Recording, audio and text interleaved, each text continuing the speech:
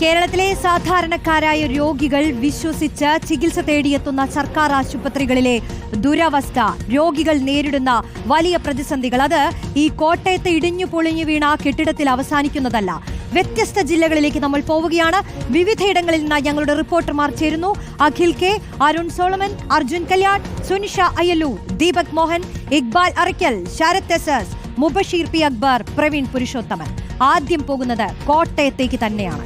Kottayam medical കോളേജിലുണ്ടായത് ഗുരുതര വീഴ്ച. മന്ത്രിതല യോഗത്തിലെ തീരുമാനം നടപ്പാക്കിയില്ല. ഉദ്ഘാടനത്തിന് കാത്തുനിൽക്കാതെ പുതിയ കെട്ടിടത്തിലേക്ക് മാറ്റണമെന്നായിരുന്നു മന്ത്രിതല യോഗത്തിലെ തീരുമാനം. മെയ് 30-ന് മന്ത്രിമാരായ VN വാസവനും വീണ ജോർജും പങ്കെടുത്ത യോഗത്തിലായിരുന്നു ഈ തീരുമാനം. അഖിൽ കെ ചേരുന്നു. അഖിൽ, ഇത് എത്ര പ്രധാനപ്പെട്ട ഒരു തീരുമാനം എടുത്തിരിക്കുന്നു അല്ലേ? എന്നിട്ട് പിന്നെ എന്തുകൊണ്ട് ഇത് സംഭവിച്ചില്ല? പുതിയ കെട്ടിടത്തിലേക്ക് രോഗികളെ മാറ്റാൻ കഴിഞ്ഞില്ല എന്നുള്ളത് വലിയൊരു ചോദ്യമാണ്. ഈ അപകടാവസ്ഥയിലായ കെട്ടിടത്തിന് താഴെ നിന്ന് രോഗികളെയും കൂട്ടിരിപ്പുകാരെയും അടക്കം ആ പുതിയ കെട്ടിടത്തിലേക്ക് മാറ്റിയിരുന്നെങ്കിൽ ഇന്നൊരു കുടുംബത്തിന്റെ ഒരു കേന്ദ്ര ബിന്ദു അറ്റുപോവില്ലായിരുന്നല്ലോ. ഇതെങ്ങനെ സംഭവിച്ചു? നമുക്കറിയാം, ഈ അപകടമുണ്ടായി മണിക്കൂറുകൾക്കകം എത്ര പെട്ടെന്ന് രോഗികളെ പുതിയ കെട്ടിടത്തിലേക്ക് മാറ്റാൻ കഴിഞ്ഞു. അപ്പോൾ ഈ മിനുക്കുപണികൾ ബാക്കിയുണ്ടെന്നാണല്ലോ പറഞ്ഞത്. പക്ഷേ ഇത്തരത്തിൽ ഒരു മന്ത്രിതല യോഗത്തിൽ ഒരു പ്രധാനപ്പെട്ട ഒരു തീരുമാനമുണ്ടായിട്ടും പിന്നെ എന്തുകൊണ്ട് ബാക്കി നടപടികൾ ഉണ്ടായില്ല?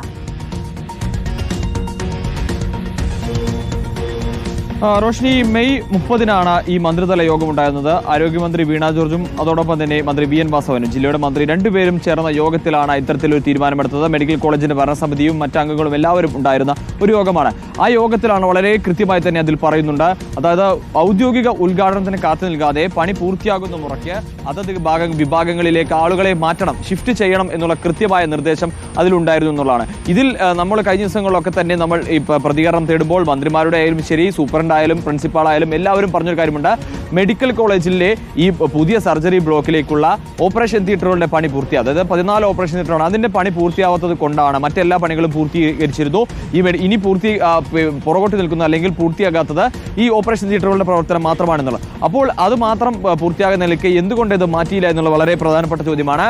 ഈ ഒരു വിശദീകരണം എന്ന് പറയുന്നത് ഇത്തരത്തിലാണ്. അതായത് ഓപ്പറേഷൻ തിയേറ്ററിലുള്ള രോഗികൾ, അതായത് ഓപ്പറേഷൻ കഴിഞ്ഞ ഉടൻ തന്നെ രോഗികളെ ഈ നിലവിലെ പഴയ ബ്ലോക്കും പുതിയ സർജിക്കൽ ബ്ലോക്കും തമ്മിൽ ഒരു ദൂരമുണ്ട്. അതായത് ഏകദേശം ഒരു കിലോമീറ്ററിനടുത്ത് അല്ലെങ്കിൽ ഒരു 600-700 മീറ്ററോളം തന്നെ വ്യത്യാസമുണ്ട് ഈ പറയുന്ന പഴയ ബ്ലോക്കും ഇപ്പോൾ പുതുതായി പണികണിച്ച ബ്ലോക്കും തമ്മിൽ. അപ്പോൾ അവിടെ ഓപ്പറേഷൻ കഴിഞ്ഞ ശേഷം ഈ പുതിയ ബ്ലോക്കിലേക്ക് ഓപ്പറേഷൻ തിയേറ്റർ പൂർത്തിയാകാതെ പുതിയ ബ്ലോക്കിലേക്ക് കൊണ്ടുവരുമ്പോൾ അണുബാധയും മറ്റ് പ്രശ്നങ്ങളും ഒക്കെ രോഗികൾക്കുണ്ടാകും എന്നൊരു കൺസേൺ ആണ് ഈ ഡോക്ടർമാർ മുന്നോട്ട് വെച്ചത്. അതുകൊണ്ട് ഇത് മാറ്റിയില്ല എന്നൊരു വിശദീകരണം കഴിഞ്ഞ ദിവസങ്ങളൊക്കെ ഉണ്ടായിരുന്നു. അപ്പോൾ എങ്കിൽ പോലും മറ്റുള്ള വിഭാഗങ്ങൾ, അതായത് ഈ ബ്ലോക്കിലെ തന്നെ 3ാമത്തെ നിലയിൽ വരുന്ന, അതായത് ബിന്ദു ഉണ്ടായിരുന്ന ഈ 10ാം നിലയിൽ മാത്രമാണ് ഇത്തരത്തിൽ ഈ സർജറി കഴിഞ്ഞ രോഗികളെ പ്രവേശിപ്പിച്ചത്. അപ്പോൾ മറ്റു ബ്ലോക്കുകൾ ഉണ്ടായിരുന്ന ആളുകളെ എന്തുകൊണ്ട് മാറ്റിയില്ല എന്നുള്ളൊരു ചോദ്യം. അതായത് അവിടെയുള്ള ആളുകൾക്ക് അപകടത്തിൽ മരിച്ചില്ല എങ്കിൽ പോലും എന്തുകൊണ്ട് അവിടെയുള്ള ആളുകളെ മാറ്റിയില്ല എന്നുള്ളത് വളരെ പ്രധാനപ്പെട്ട ഒരു ചോദ്യമാണ്. മന്ത്രിതലത്തിൽ കൃത്യമായി തന്നെ എടുത്ത ഒരു തീരുമാനമാണ്. അതായത് PWDയോടും അതുപോലെ തന്നെ HCAലോടും ഒക്കെ തന്നെ കൃത്യമായ നിർദ്ദേശം നൽകിയിരുന്നു. യുദ്ധകാലാടിസ്ഥാനത്തിൽ ഈ നടപടി പൂർത്തീകരിക്കണമെന്നാണ്. അത് മെയ് 30 എന്ന് പറയുമ്പോൾ ഇത് ജൂലൈ ആയിരിക്കുന്നു. അപ്പോൾ ഒരു മാസത്തിലധികം സമയം പിന്നിട്ടിരിക്കുന്നു. യുദ്ധകാലാടിസ്ഥാനത്തിൽ പൂർത്തീകരിക്കാൻ പറഞ്ഞൊരു കാര്യത്തിലാണ് ഇത്രത്തോളം സമയമായിട്ടും മാറ്റിയില്ല എന്നുള്ളത് നമ്മളത് വളരെ പ്രധാനപ്പെട്ട ഒരു കാര്യം തന്നെ.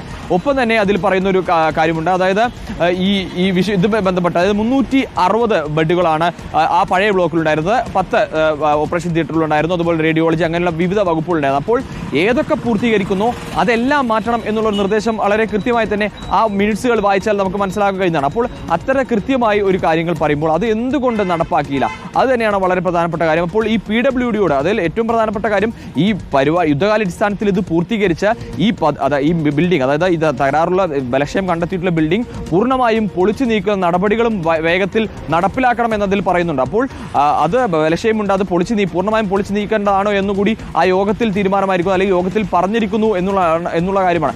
അപ്പോൾ അത്തരത്തിലുള്ള തീരുമാനങ്ങളൊക്കെ എടുക്കുകയും അത് മിനിറ്റ്സിൽ രേഖപ്പെടുത്തുകയും ചെയ്തിട്ടും അത് നടപ്പാക്കില്ല എന്ന് പറയുമ്പോൾ കൃത്യമായി വീഴ്ച സംഭവിച്ചു. PWD ആണ് അതിലൊരു നിർദ്ദേശമൊക്കെ നൽകുന്നത്. അപ്പോൾ എവിടെ വീഴ്ച സംഭവിച്ചു എന്നുള്ളത് ഒരു മന്ത്രി മന്ത്രിതലത്തിലടക്കം ഈ തീരുമാനം വന്നിട്ടും അത് നടപ്പാക്കിയില്ലെങ്കിൽ അതിൽ ബന്ധപ്പെട്ട വീഴ്ച സംഭവിച്ച ഉദ്യോഗസ്ഥരോട് കൃത്യമായ ശക്തമായ നടപടി എടുക്കേണ്ടതുണ്ട് എന്നുള്ളത് തന്നെയാണ് ഏറ്റവും പ്രധാനപ്പെട്ട കാര്യം എന്ന് പറയുന്നത്. എന്തായാലും മിനിസ്ട്രിയിലെ രേഖകൾ പ്രകാരം അതായത് ആദ്യഘട്ടത്തിൽ മന്ത്രിമാർ ഈ വിഷയങ്ങളൊക്കെ പറഞ്ഞു പ്രതിപക്ഷം അടക്കം ഉന്നയിച്ചത്. പക്ഷേ അങ്ങനെയല്ല, ഉദ്ഘാടനത്തിന് കാത്തു നിൽക്കാതെ തന്നെ പുതിയ കെട്ടിടത്തിലേക്ക് മാറ്റണമെന്ന് മന്ത്രിതല യോഗത്തിൽ തീരുമാനമുണ്ടായിട്ടുണ്ടെന്ന വിവരങ്ങൾ പുറത്തുവരികയാണ്. പക്ഷേ അപ്പോഴും അതിനുശേഷം ഉണ്ടാവേണ്ട നടപടികൾ ഉണ്ടായില്ല എന്നുള്ളതാണ്. പിന്നെയും കാലതാമസം ഉണ്ടാവുന്നുണ്ടെങ്കിലും അതും ഒരു സിസ്റ്റത്തിന്റെ വീഴ്ചയായി തന്നെ ഇവിടെ ഇപ്പോൾ വ്യക്തമാവുകയാണ്. അഖിൽ കെ ആണ് വിശദാംശങ്ങൾ നൽകിയത്.